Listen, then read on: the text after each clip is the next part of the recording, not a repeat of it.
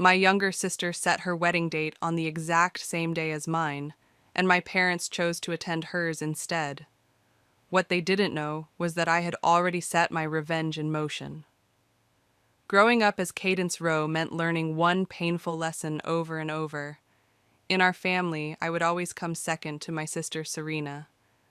From the moment she was born, my parents treated her like royalty while I became invisible.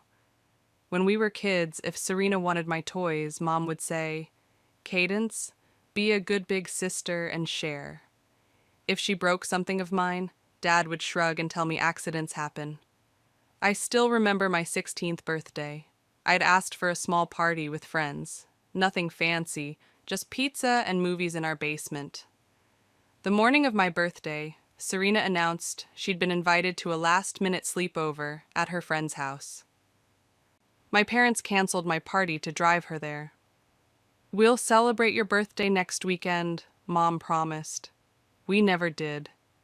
That pattern continued through high school and college. When I made honor roll, my parents would say, "You're so smart. You must inspire Serena." When I got a scholarship to college, they said, "This will help us save more for Serena's education." I built my life around accepting less. I learned to speak quietly, take up less space, and expect nothing. Peace in our house meant letting Serena shine while I faded into the background. I told myself it didn't matter. I focused on building my own life away from their approval. I graduated with honors, landed a great job, and met Darius, the first person who truly saw me. After 3 years together, Darius proposed on a random Tuesday evening in our apartment.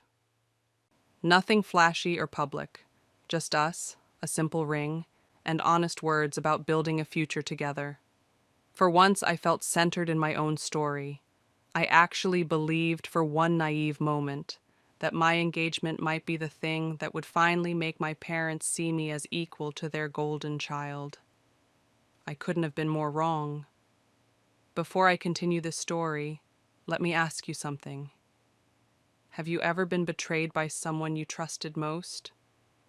If you have, you'll feel what happens next deep in your soul. And if you know that kind of pain, hit subscribe.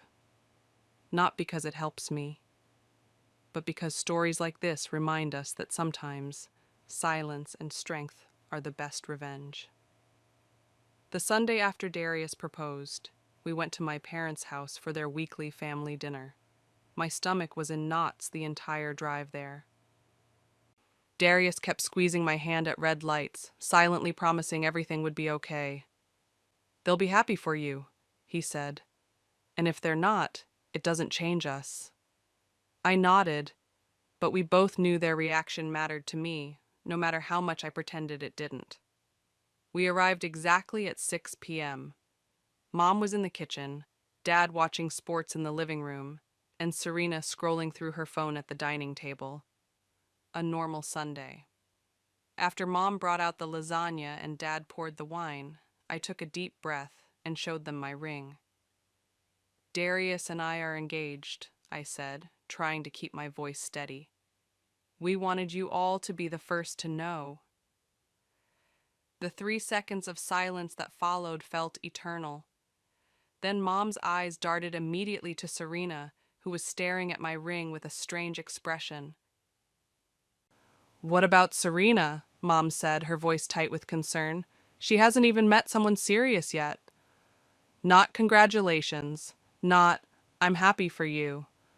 Her first thought was how my happiness might affect Serena. Dad, at least, offered a quick, "That's nice," before asking about football scores.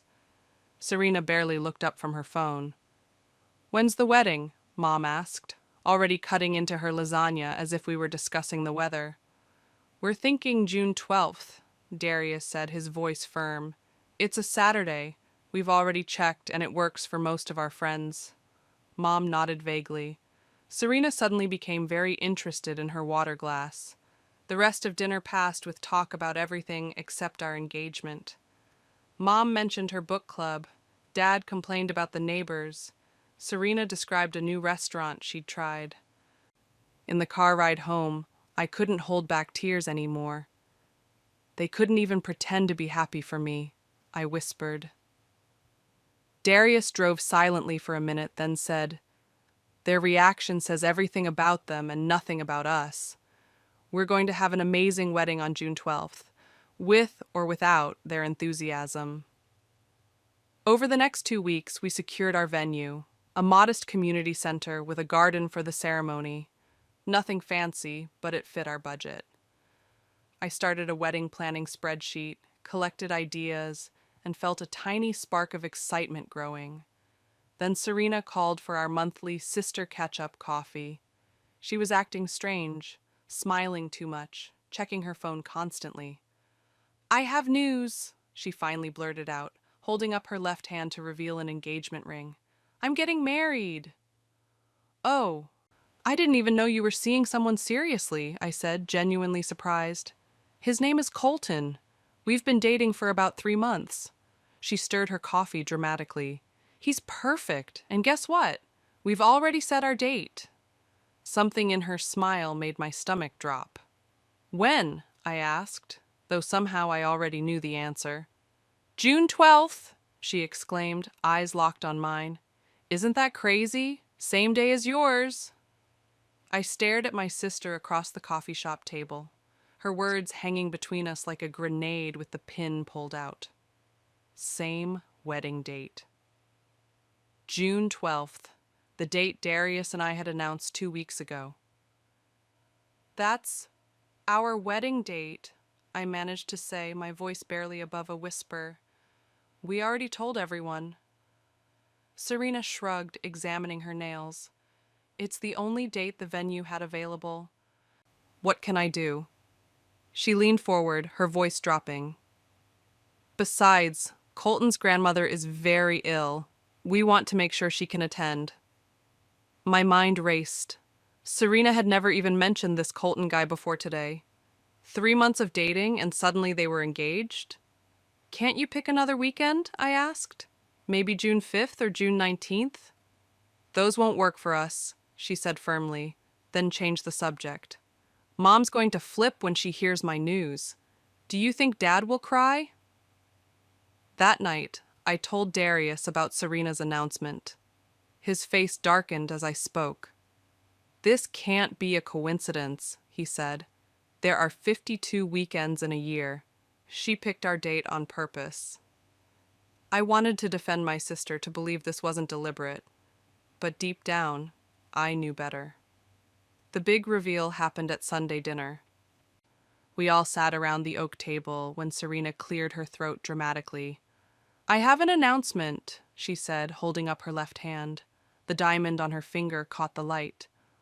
"Colton proposed," my mother gasped, hands flying to her face. "Oh my goodness! When? How?" Dad actually stood up, tears in his eyes. "My baby girl! Engaged!" For 10 straight minutes, they gushed over her ring, demanded to know every detail of the proposal, and asked when they could meet Colton.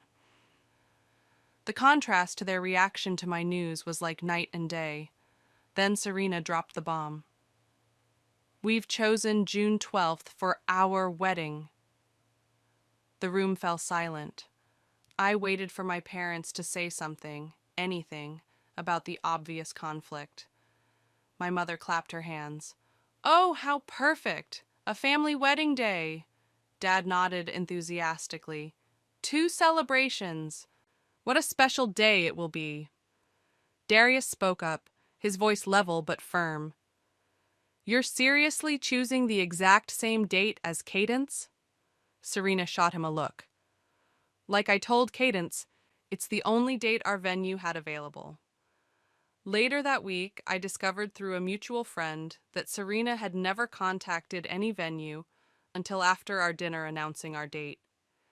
She had deliberately chosen June 12th after hearing our plans. The sick grandmother story? Complete fiction. When I confronted her by text, she responded with a single line. "It's not always about you, Cadence." The next few weeks were chaos. My mother called daily with helpful suggestions. Maybe you could have your ceremony in the morning and Serena's could be in the evening. What if you changed your date? You haven't sent invitations yet, right? Serena found the most beautiful venue. They only had one date available all summer. You understand, right? Every conversation twisted, until somehow I was being unreasonable for not wanting to share my wedding day. During one phone call, my mother sighed heavily. Cadence, Serena has always dreamed of a June wedding. You know how sensitive she is. She'd be crushed if she had to change her date. But it was our date first, I said, feeling like a child arguing over a toy. Yes, but Serena has her heart set on this specific venue. They're booked solid except for June 12th. That's not true, I said quietly. I called them yesterday. They have 3 Saturdays available in June. Silence stretched between us. Then, are you calling your sister a liar? My father's approach was different but equally effective. He simply avoided the topic entirely.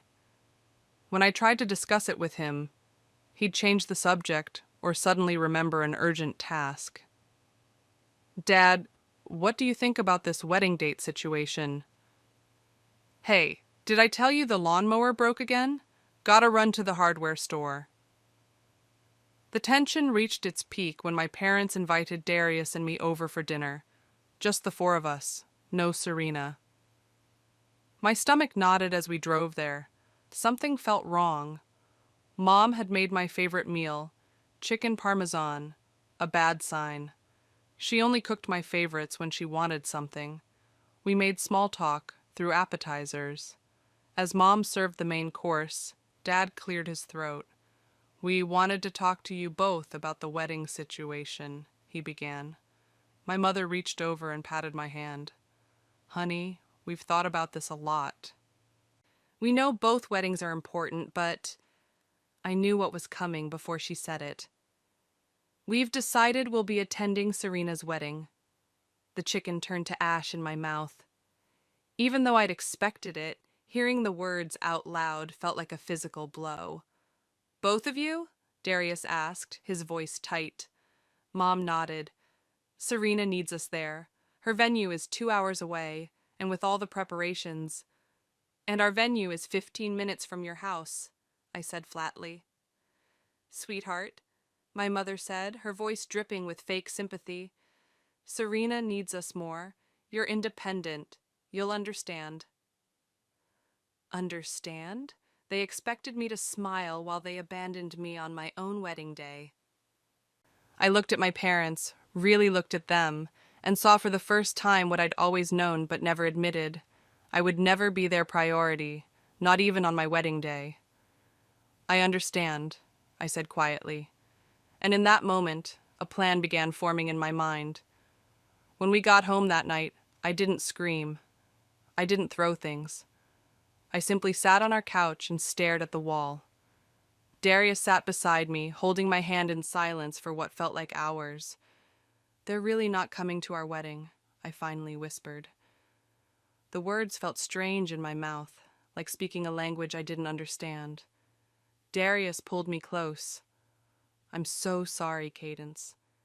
That's when the tears came, not delicate crying, but ugly, heaving sobs that shook my entire body. Years of swallowed pain poured out as Darius held me. This isn't just about the wedding, I choked out between sobs. It's about my entire life. I told him everything. How my parents missed my high school graduation because Serena had a cold. How they used my college fund to pay for Serena's car after she crashed hers. How every Christmas, birthday, and milestone had always centered around her needs and wants. I just wanted one day, I whispered. One day where I mattered most. Darius wiped my tears away, his eyes suddenly sharp. What if we give them exactly what they expect? What do you mean? I asked. They expect you to have a small, forgettable wedding while Serena has the event of the century, right? He leaned forward. Let's let them think that's what's happening. And then what? His smile changed something in me. and then we show them what they're missing. That night, a plan took shape. Not just any plan, but the beginning of something that would change everything. My quiet "I understand" to my parents wasn't surrender. It was the first move in a game they didn't know we were playing. You know what hurts the most? Not what they did, but that I still tried to make them proud after everything. If you've ever given people too many chances, you already understand this pain. Don't just scroll, subscribe. Join people who've been through it too, because you deserve stories that make you feel seen. The next morning, I called our community center and canceled our reservation. Then Darius made another call to his college roommate who now managed Willow Creek Vineyard, the most exclusive wedding venue in the region.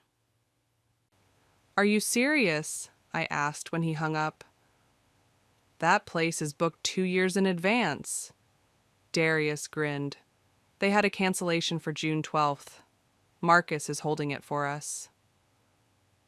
The vineyard was beyond stunning. Rolling hills, a glass pavilion overlooking the valley, ancient oak trees draped with twinkling lights. It cost 3 times our budget, but Darius had received a bonus, and I had savings I'd been holding on to for years. "This is our one shot at showing them what they're missing," Darius said. "Let's go big." We paid the deposit that afternoon, but here's the clever part. We told no one about the venue change. Instead, we let everyone believe we were still having our wedding at the community center. I created a fake email confirmation from the center and, accidentally, forwarded it to my mother, making sure it mentioned our modest package and basic decorations. At Sunday dinner, Mom brought it up. "The community center looks nice," she said, barely hiding her relief. "Very practical." "It fits our budget," I replied with a practiced sigh. "We can't all have fancy venues like Serena." Serena practically glowed with triumph. "Our venue has crystal chandeliers and a fountain in the courtyard," she announced. "The coordinator said it's the most photographed wedding spot in the county." "That sounds beautiful," I said, forcing a smile while my heart raced with secret excitement. That night, Serena posted on social media, "59 days until I become Mrs. Vance at the most beautiful venue ever." I showed Darius her post. He laughed and showed me something on his phone. Our vineyard at sunset, with mountains in the background and fairy lights illuminating ancient oak trees. "Let her have her fountain," he said. "We have this." The wedding industry runs on connections, and Darius had plenty. His friend in catering offered us a discount on a 5-star menu. My colleague's sister was a florist who owed me a favor. Bit by bit, our secret wedding was becoming something extraordinary. Meanwhile, my cousin Rachel, the only family member I'd trusted with our plan, started asking innocent questions at family gatherings. "So both weddings are the same day? How will that work with photos? Has anyone seen Cadence's venue? Is it really as basic as everyone's saying?" Seeds of curiosity were being planted, and soon they would bloom into the perfect revenge. As our wedding date approached, I started strategically dropping hints about our plans to certain family members, the ones who had always been kind to me, the ones who had witnessed years of Serena's favoritism. "I don't want to make a big deal of it," I told my Aunt Lisa over coffee, "but Darius and I might have made some changes to our wedding." "What kind of changes?" she asked. I smiled.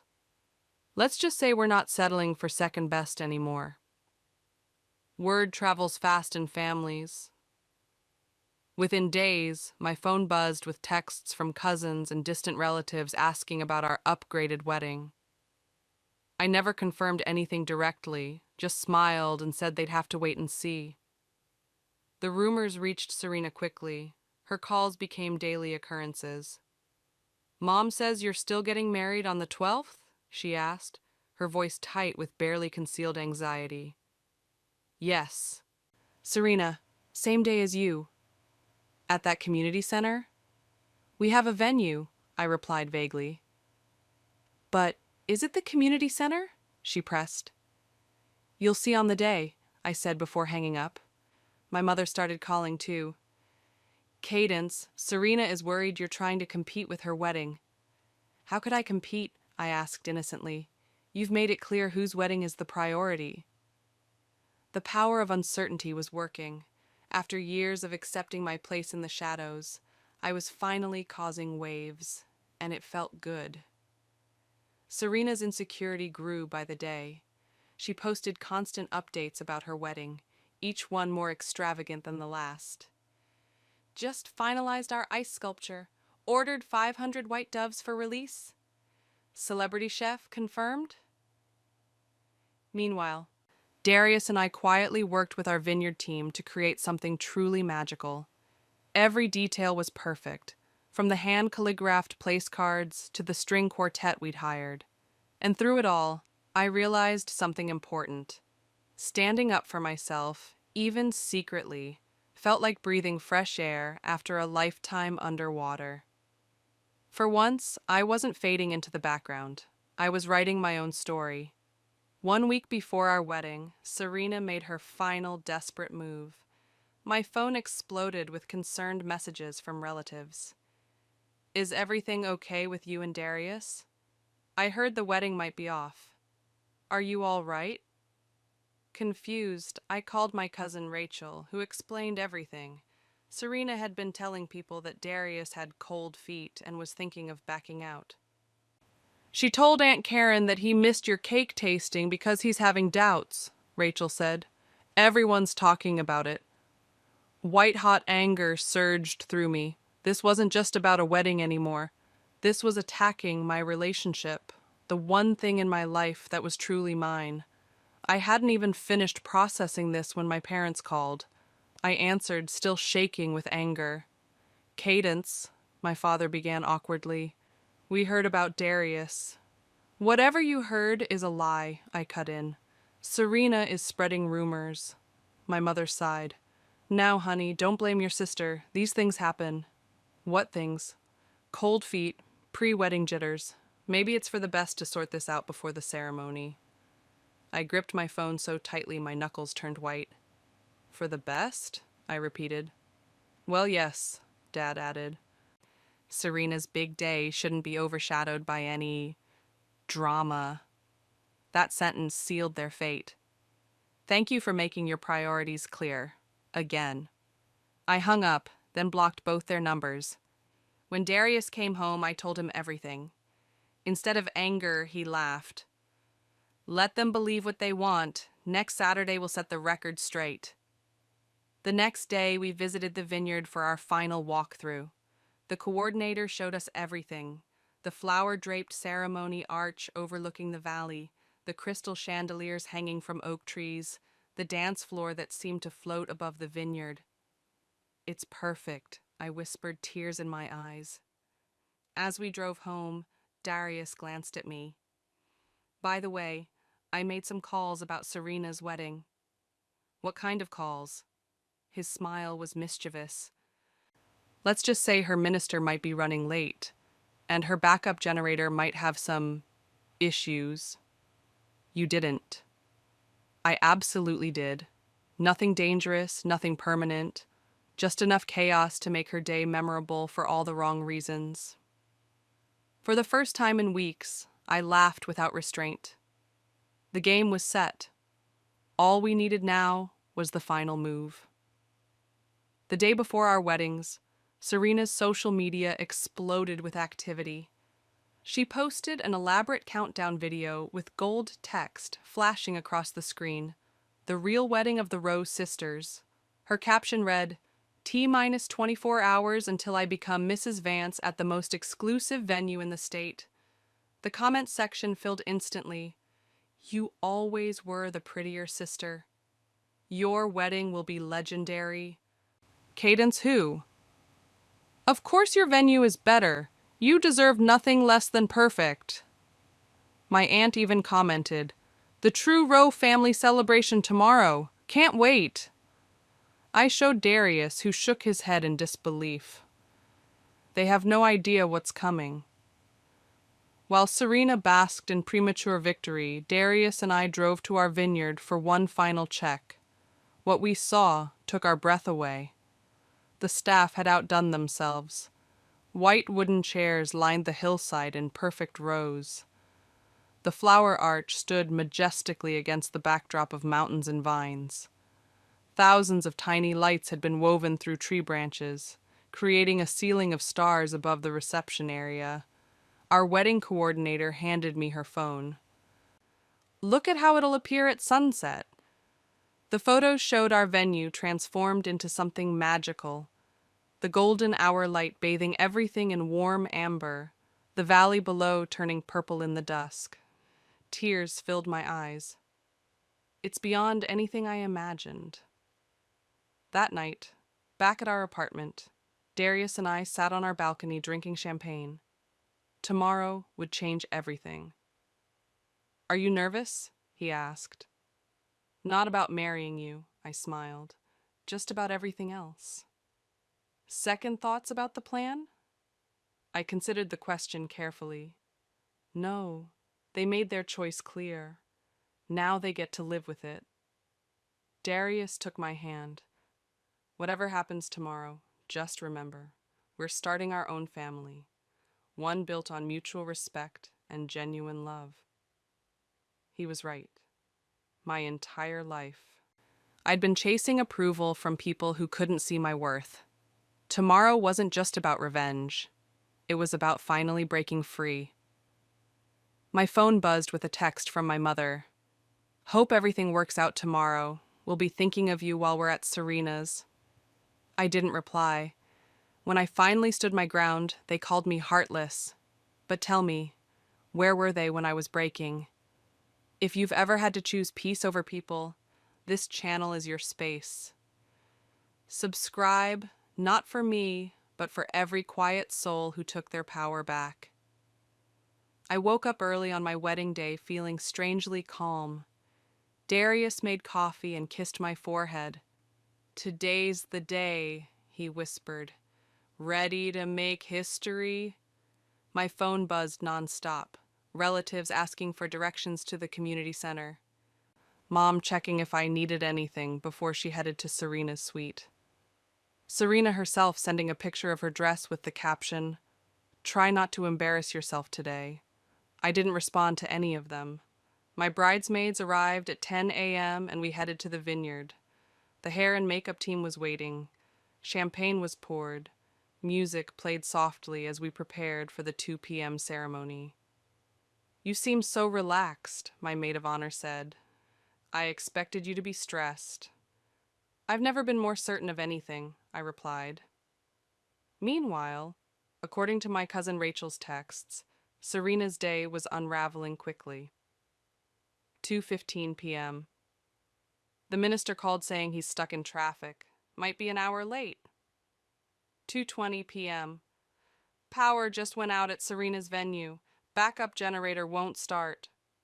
2:30 p.m. Florist has a flat tire. No flowers yet. Serena is losing it.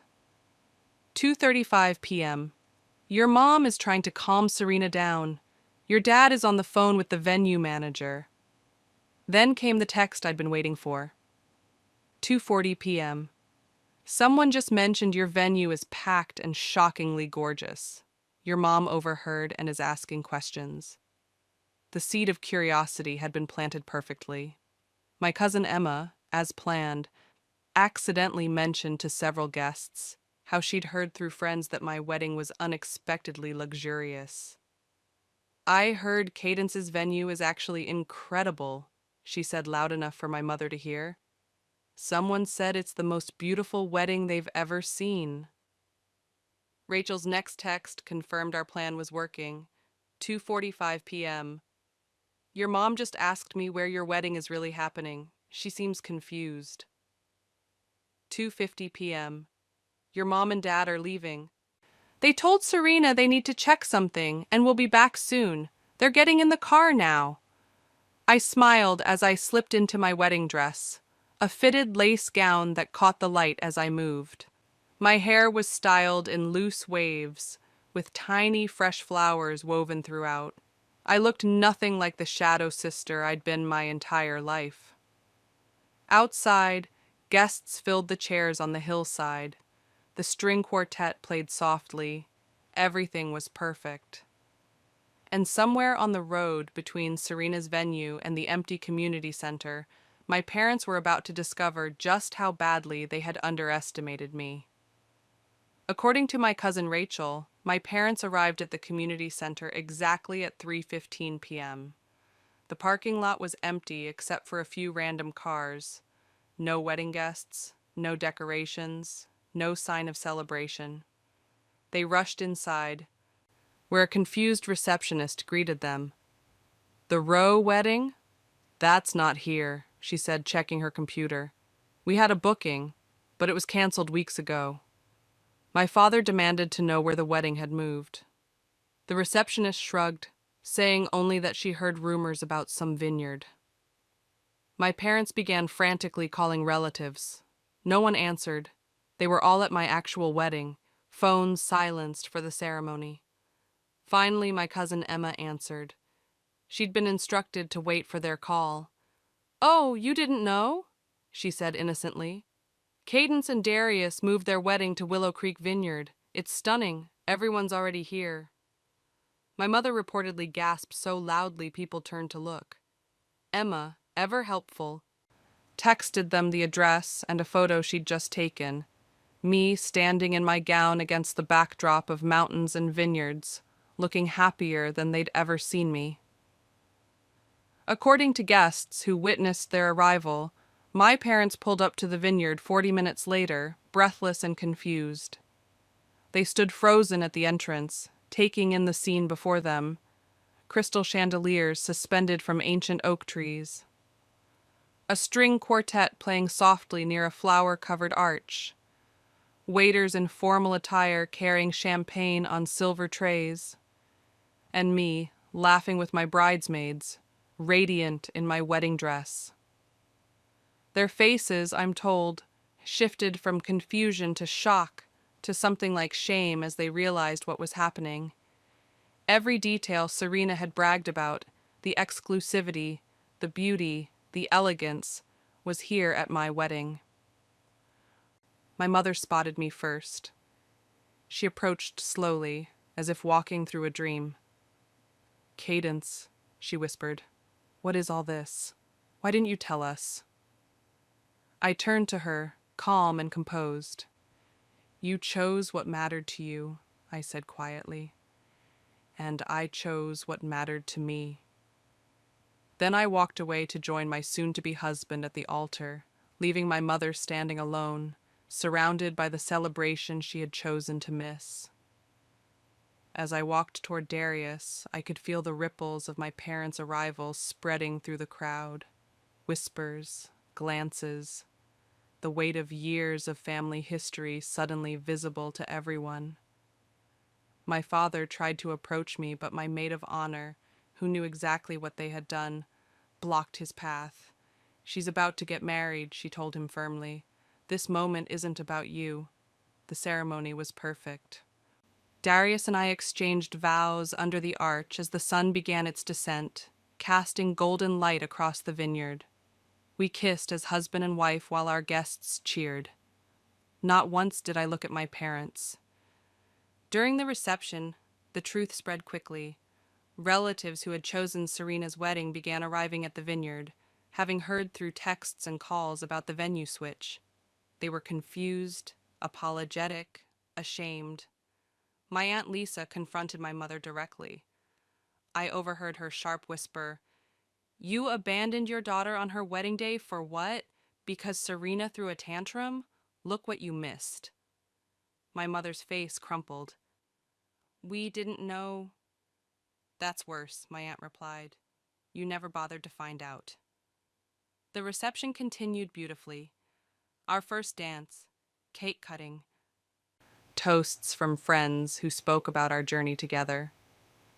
My parents hovered at the edges, trying to blend in, to pretend they'd always planned to be there. But everyone knew. The story had spread through the family like wildfire. During dinner, my father finally approached our table. Darius squeezed my hand under the tablecloth. "Cadence," my father began, his voice shaking. "We made a terrible mistake." I looked at him calmly.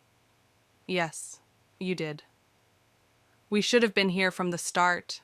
We should have—" I cut him off. "Today isn't about what you should have done. It's about what I did. I created this day for myself and for Darius. Your approval stopped mattering to me the moment you chose Serena's wedding over mine. But we're here now," my mother added, appearing behind him. "You're here because you were curious," I corrected her, "not because you chose me." They had no answer for that. As they walked away, Darius leaned over and kissed my cheek. "I've never been prouder to be your husband." The party continued into the night. Under thousands of twinkling lights, with music floating through the warm air, we danced and celebrated. Not just our marriage, but my freedom from seeking their approval. And somewhere across town, Serena was discovering that her parents had abandoned her wedding too. Just as our first dance ended, a commotion erupted at the entrance to the reception. I turned to see Serena storming toward us, still wearing her wedding gown, mascara streaking down her face. Her hair was falling out of its elaborate updo, and her veil dragged behind her on the ground. "You!" she screamed, pointing at me as guests parted to make way. "You planned this!" Darius stepped slightly in front of me, protective but calm. The music stopped. Every eye turned to watch the scene unfolding. "What's happening with your wedding, Serena?" I asked quietly. "My wedding is ruined!" she shrieked. "The power is out. The minister never showed up, and Mom and Dad disappeared. And now all our guests are leaving to come here." She gestured wildly around the vineyard, taking in the lights, the flowers, the elegant setting that put her venue to shame. "You stole my wedding day!" she screamed, her voice cracking with rage. The crowd went completely silent. Years of family dynamics played out for everyone to see. The golden child finally facing the consequences of her actions. I looked at my sister calmly. "You picked my date. I picked my life. But that's not fair." She was crying now, makeup running further. "This was supposed to be my day, my perfect wedding. Everyone was supposed to be looking at me." "Like they've done your entire life?" I asked softly. Something in my tone made her stop. For perhaps the first time ever, she actually looked at me, really looked at me. In that moment, I saw a flash of recognition in her eyes, the realization that she'd pushed too far. Behind her, Colton stood awkwardly in his tuxedo, looking embarrassed and uncertain. "Serena, maybe we should go," he said, reaching for her arm. She yanked away from him. "No, this is my family. She can't just—" "Security!" Darius called quietly. Two men in suits appeared almost instantly. They gently but firmly took Serena by the arms. "Ma'am, we need you to leave the premises," one said professionally. As they escorted her out, she kept looking back at me, her face a mixture of rage, confusion, and something I'd never seen before: respect. The guests watched in stunned silence as my sister, the golden child, the family favorite, the one who always got her way, was led away from the celebration she tried to ruin. Someone at the back started clapping. Then another person joined in. Soon the entire reception burst into applause. I didn't smile. I didn't gloat. I simply returned to my husband's arms and continued our dance. 6 months after our wedding, Serena announced her divorce from Colton. According to family gossip, he left her after growing tired of her constant comparisons between their wedding and mine. She couldn't let it go, my aunt told me on the phone. Every fight came back to your wedding somehow. I wasn't surprised. Serena had built her identity around being the favorite, the special one. My refusal to stay in her shadow had shaken her entire world. My parents tried repeatedly to reconcile with me. They showed up at our apartment with gifts. They left tearful voicemails. They sent letters apologizing for years of favoritism. "We never realized how much we hurt you," my mother wrote. "Please give us another chance to be the parents you deserve." I didn't respond for months. When I finally agreed to meet them for coffee, it wasn't to rebuild our relationship. It was to establish boundaries. "I'm not angry anymore," I told them as they sat across from me, hopeful and nervous. "But I don't trust you, and I don't need you in my life the way I once thought I did." My father began to cry. "We were wrong about everything. We see that now." "I'm glad," I said, "but my healing doesn't depend on your recognition. I've moved on." I allowed occasional phone calls, brief visits on holidays, but always with clear limits. They were no longer central figures in my life, just people I shared history with. The extended family dynamic shifted dramatically. Relatives who had always favored Serena now reached out to me regularly. "You handled everything with such grace. We never saw your parents the same way after that day. Your wedding showed us who you really are. Darius and I thrived. We traveled, built our careers, created a home filled with love and mutual respect. We planted a garden, got a dog, started talking about children." Serena blocked me on every platform after the wedding, but I occasionally heard updates through family. She moved to another state, started therapy, began dating someone new. I hoped she was finding her way. Breaking the golden child pattern couldn't have been easy for her either.